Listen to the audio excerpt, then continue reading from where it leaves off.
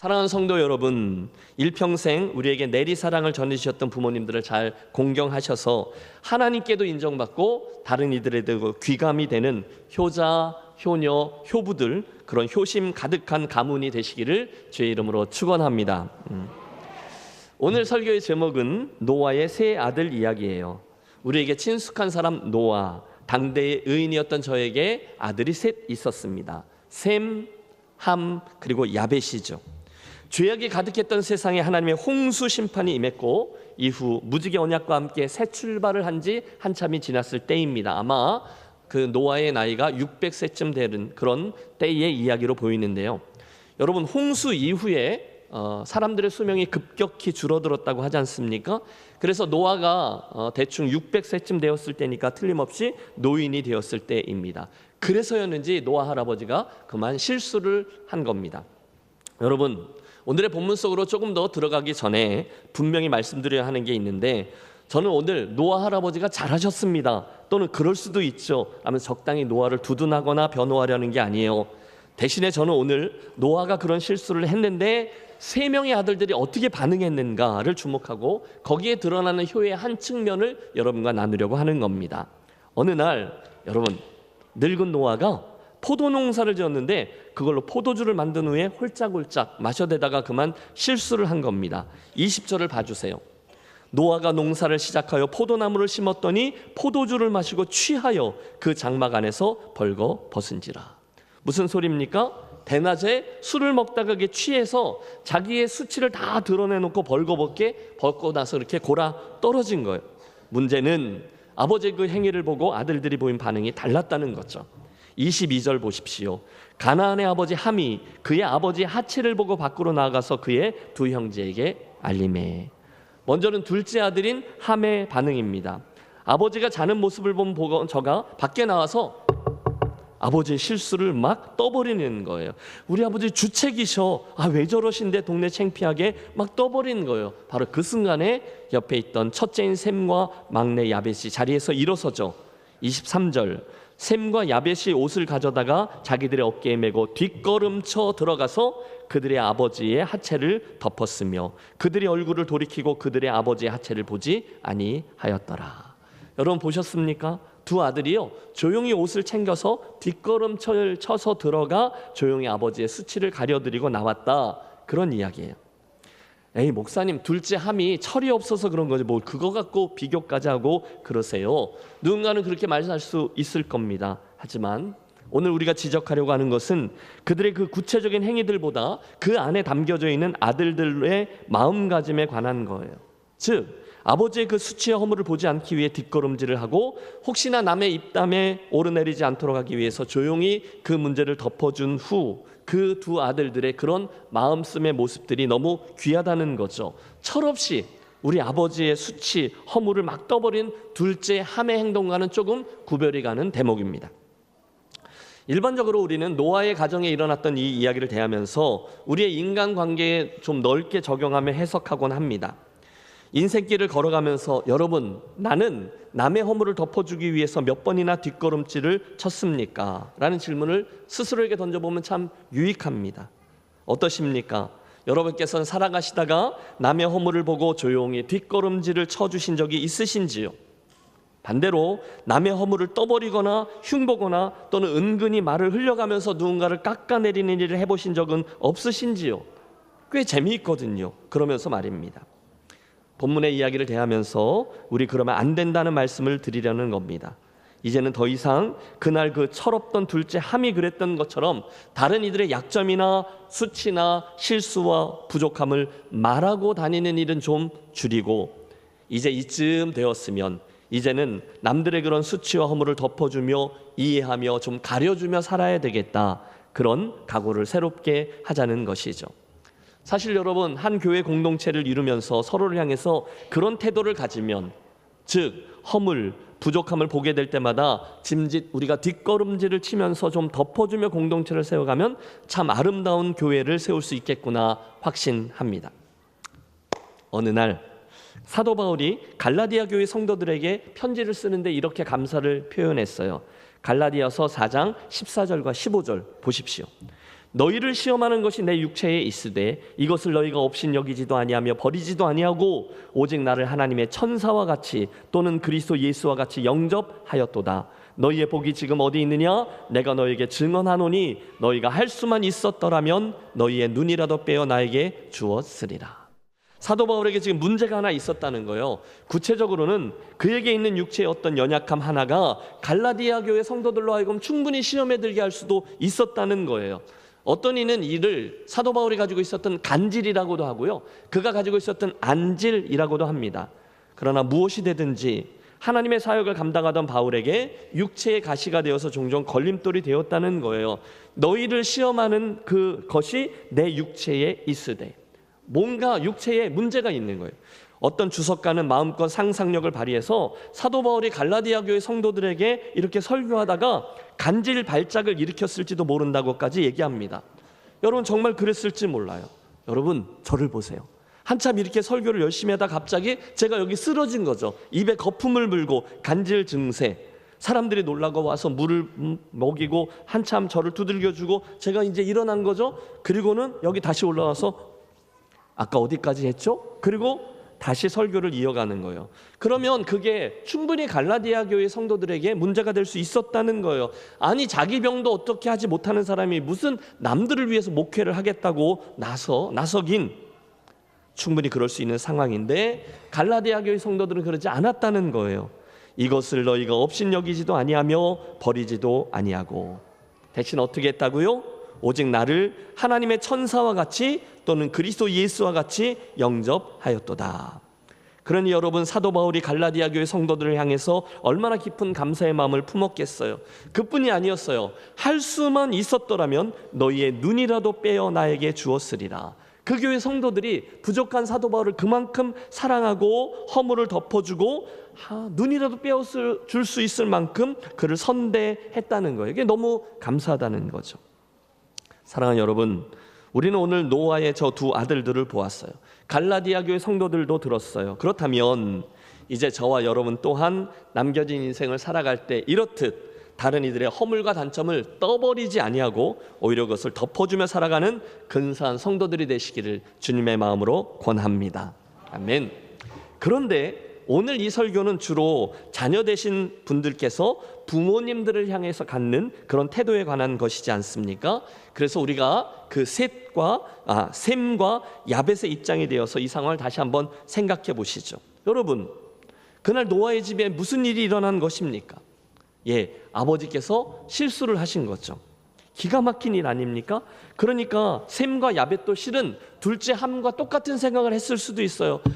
참 아버지 참 주책이시네 그러면서요. 그러나 셈과 야벳은 함구했어요. 그리고 그렇듯 철든 행동을 통해서 아버지의 허물을 덮어주셨죠. 왜요? 어째서일까요? 이유는 하나, 그분이 자기들의 아버지였기 때문입니다. 그 기가 막힌 순간에 저들은 아버지의 그 허물을 주목하기보다는 그 아버지의 위대함을 기억하기로 선택한 거예요. 여러분, 그들의 아버지 노아가 누굽니까? 온 세상이 죄에 빠져 있을 때 그 죄에 물들지 않았던 믿음의 사람, 그분이 저들의 아버지셨어요. 자그마치 120년간 산 위에다 많은 사람들이 놀리고 비웃을 때 그곳에 믿음의 방주를 지은 사람, 그래서 자기의 식구들과 온 세상을 구해낸 위대한 아버지가 바로 자기들의 아버지였어요. 다른 말로 하면 누가 뭐라 해도 그분은 저들에게 여전히 위대한 아버지셨다는 거예요. 물론 이제는 나이가 좀 많아지셔서 판단력이 흐려지셨고, 그래서 포도주를 드시다가 그만 좀 많이 드셔서 그런 수치스러운 행동을 하셨던 거죠. 그러나 여러분, 다시요, 제가 지금 그걸 두둔하려고 하는 게 아니에요. 그러나 자녀의 입장에서는 바로 그 순간에 그 아버지를 소중히 여기고 아버지의 명예를 지켜드리려고 하는 철든 행동을 했다는 것이 중요한 거죠. 그게 참 잘했다는 겁니다. 셈과 야벳에게서 오늘 우리가 그걸 배우자는 거죠. 여러분, 사실 말씀드리기가 좀 조심스럽습니다만 자녀들이 꼭 아셔야 되기 때문에 말씀드립니다. 자녀분들 잘 들으세요. 사실 나이를 먹으면 먹을수록 사람들은 누구나 외로움을 더 느낍니다. 더 고독해집니다. 힘도 약해집니다. 쉽게 피곤을 느낍니다. 낙도 그렇게 많지 않습니다. 끼니 때마다 맛있는 음식을 잡수시는 것이 그것이 낙이라면 낙이 되겠죠. 그러나 실상은 그렇게 많이 드시지도 못해요. 또 나이가 많아지시면 공통적으로 느는 게 있어요. 잔소리입니다. 왜 그럴까요? 마음에 안 놓이기 때문이기도 하고 또는 했던 말을 자꾸 잊으시기 때문이기도 해요. 그래서 본의 아니게 같은 이야기를 또 하실 수 있어요. 며칠 동안. 그뿐입니까? 몸도 많이 편찮으시고 이곳저곳이 편안하지 않아요. 그 외에도 이렇게 저렇게 변해가는 것들이 참 많습니다. 그런데 바로 그런 변화를 자녀들이, 그런 부모님들의 변화를 충분히 이해해 주셔야 된다는 거예요. 누가 이해를 해요? 자녀들이. 저도요, 인천에 이제 아버님께서 홀로 계셔서 한 달에 한 번씩 꼭 다녀오려고 노력하거든요. 그럼 월요일 날 늘 이른 새벽에 한 3시쯤 제가 출발해서 부지런히 인천을 달려가면 글쎄요, 오전 한 9시, 10시 어간이 됩니다. 그러면 그 짧은 시간 동안에 아버님과 함께 대화하고 챙겨드릴 거 챙겨드리고 가능하면 점심 식사하시는 걸 보고 출발해서 저녁 시간에 맞춰서 김해 땅에 돌아오곤 해요. 그런데 함께 있는 그 짧은 시간에도 여러분만 아세요? 저희 아버님이 살짝 독특하시거든요. 하고 싶은 게 되게 많으세요. 그래서 저에게 건의사항이 많으세요. 키보드가 소리가 안 난다. 노트북이 말을 잘 안 듣는다. 영어를 더 배우고 싶은데 어떻게 해야 되냐. 내가 발명한 그 글자들과 음표들을 좀 봐달라. 트럼펫도 좀 배우고 싶은데 좀 구해다 다오 등등. 당신이 말씀하시는 주제들이 굉장히 광범위하세요. 그런데 그래서 그런 부탁들이 어쩔 때는 살짝 이렇게 좀 버거울 때도 있어요. 그런데 그건 저희 아버님 편의 변화죠. 그런데 그런 아버님에게 제가 막 자기 주장을 하면서 아버지 그건 아니라고, 아버지 그렇게 하시면 안 된다고 이렇게 바꾸려고 드는 건 어리석은 일이요. 별 효과도 없습니다. 그냥 다 나이가 드시면서 생겨나는 변화구나, 제가 이해를 한다는 거죠. 여러분 중에도 비슷한 경험들을 하시는 분이 계실 겁니다. 분명한 건 우리 어머님, 우리 아버님이 그랬던 분이 아니신데 시간이 가면서 본의 아니게 실수도 하실 수 있고 과식도 하실 수 있고 건망증이 생기실 수도 있고 잔소리가 느실 수도 있고 때로는 사고라고 하죠. 깜짝 놀랄 만한 일을 벌이시기도 하신다는 거예요. 그때 그 모습을 충분히 이해하려고 그 허물을 탓하지 아니하고 덮어드리는 것이 바로 효라는 것을 말씀드리는 거죠. 보세요. 오늘 본문에서 셈과 야벳이 했던 행위가 그겁니다. 그들이라고 왜 놀라지 않았겠어요? 왜 아버지 그런 행동이 당혹스럽지 않겠어요? 당대의 의인으로 알려져 있던 아버지, 항상 완벽해 보이던 큰 바위 얼굴 같았던 그 아버지셨는데요. 하지만 그날 그들은 조심스럽게 뒷걸음질을 쳐 아버지의 수치를 덮어드리고 그분의 허물을 드러내지 않습니다. 그게 뭐라고요? 효라는 거예요. 그게 사랑이에요. 맞아요. 사랑은요, 허다한 허물을 덮어줘요. 그런데 놀라운 건 그 모든 사실을 알게 된 아버지 노아가 바로 그 점을 기특하게 보셨다는 거예요.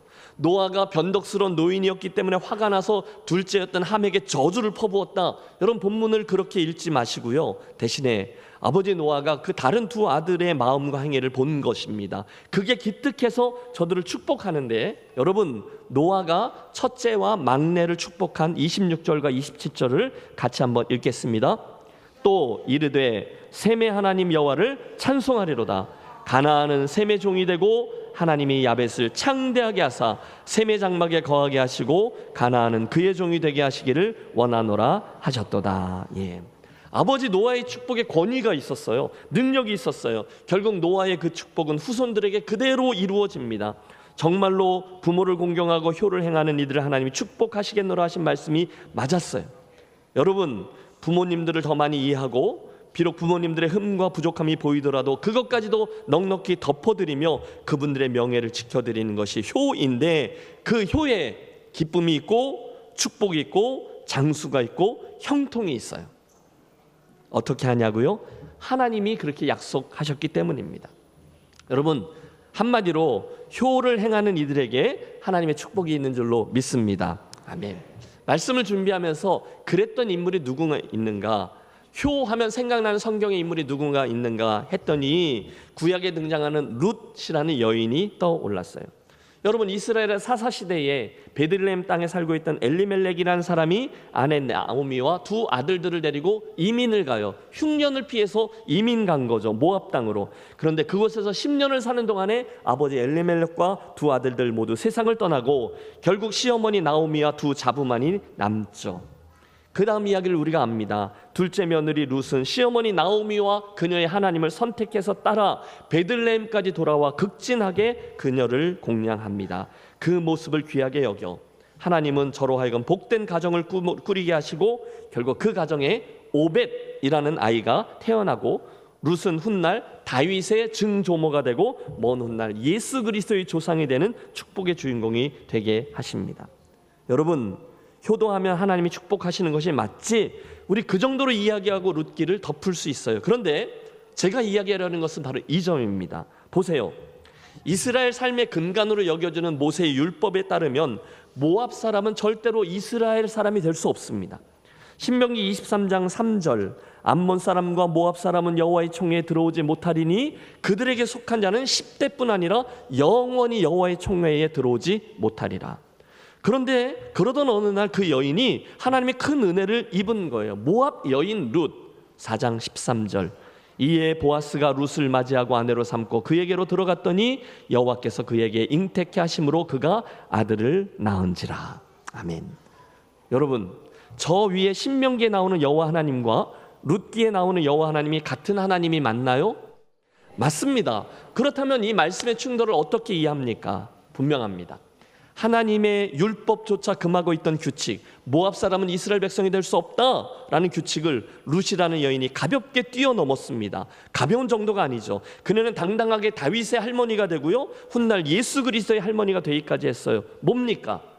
아무리 율법의 장벽이 높고 두꺼워도 진정한 효가 율법의 장벽을 넘고 뚫었다는 거죠. 여러분, 그게 효예요. 부모님을 잘 공경하는 효가 그렇게나 강력한 힘을 가지고 있습니다. 그러므로 사랑하는 성도 여러분, 오늘 신명기 5장 16절의 말씀을 다시금 기억합니다. 같이 읽습니다.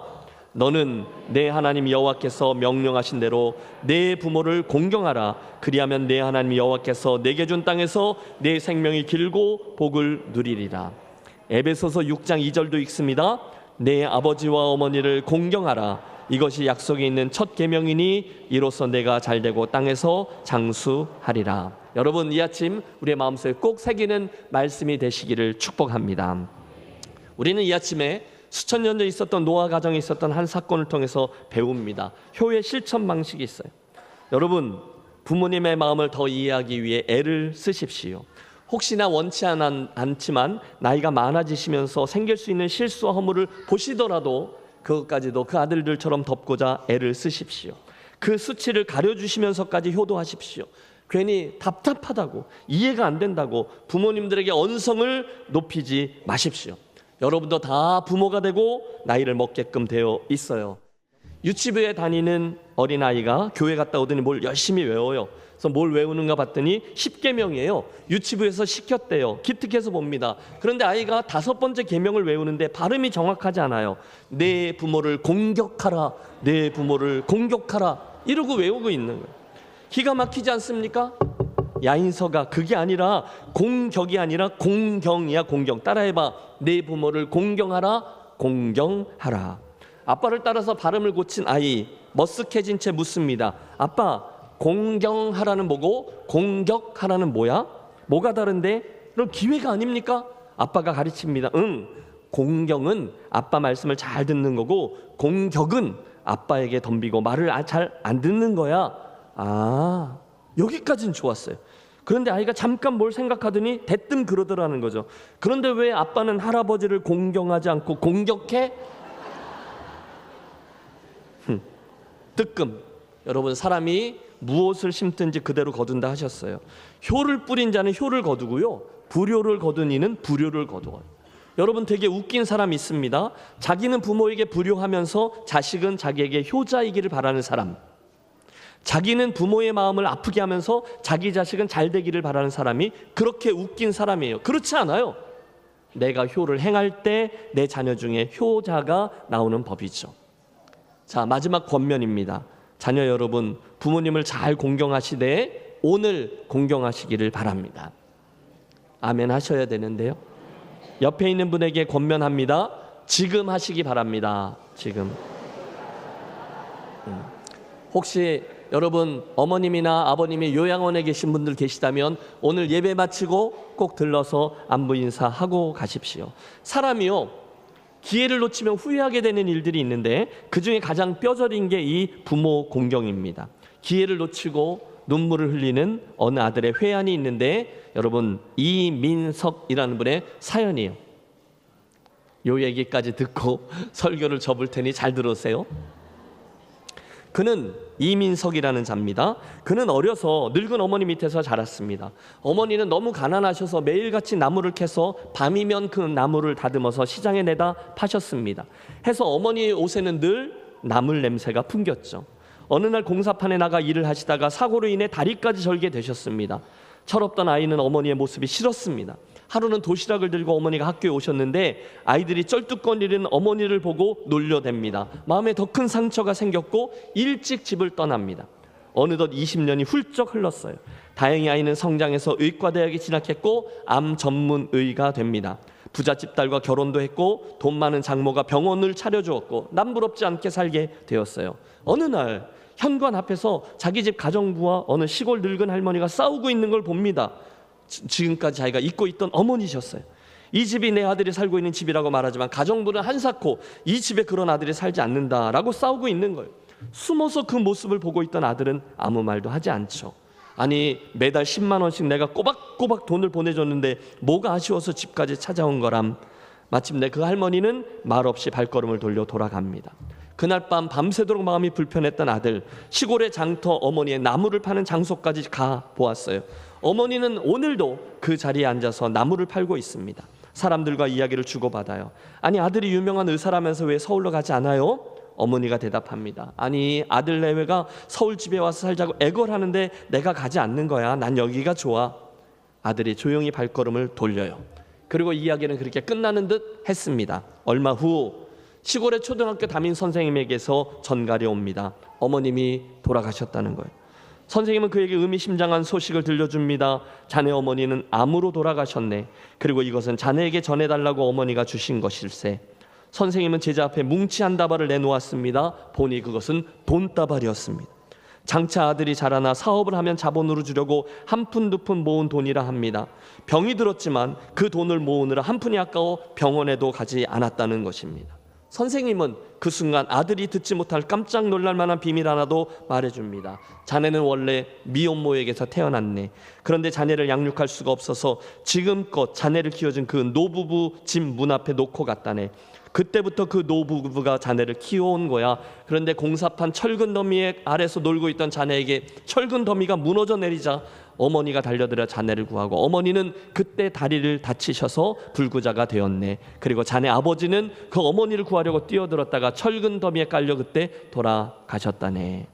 그 소리를 듣고 아들이 비로소 깊은 잠에서 깨어나죠. 일부러 지우고 또 지우고 살았던 어머니의 빈자리가 자기 인생에 이만큼 있습니다. 암 전문의였던 자신이 암으로 고생하다가 돌아가신 어머니를 위해서 손 한 번 쓰지 못했다는 것으로 인해서 자책하며 울고 또 웁니다. 여러분, 이 이야기는 실화입니다. 기회가 지나갔을 때 비로소 눈물을 흘리지만 그때는 이미 너무 늦은 거죠. 부모님은 우리를 기다려주지 않아요. 지금 잘 하십시오. 말씀을 정리합니다. 하나님께서 우리들에게 우리 인생의 중간중간 인생의 안내 표지판으로 어떤 몇 가지 틀과 원칙을 정해주셨는데 그 중에 중요한 것 하나가 이 부모 공경이죠. 다시 한번 큰 소리로 읽습니다. 너를 낳은 아비에게 청종하고 내 늙은 어미를 경히 여기지 말지니라. 그 다음이요, 내 부모를 공경하라. 그리하면 내 하나님 여호와가 내게 준 땅에서 내 생명이 길리라. 아멘. 사랑하는 여러분, 진심으로 권합니다. 한 분 한 분 모두 다 효자, 효녀, 효부들이 되어지시기를 주의 이름으로 축복합니다. 그건 하나님이 명하신 일이고 축복의 약속입니다. 바라기는 이 말씀에 순종하여 진심으로 효도함으로 하나님의 말씀에 순종하고 그것이 옳음을 여러분의 삶과 자녀와 가문을 통해서 증거하는 그런 가정과 가문이 되어지시기를 주님의 이름으로 축원합니다.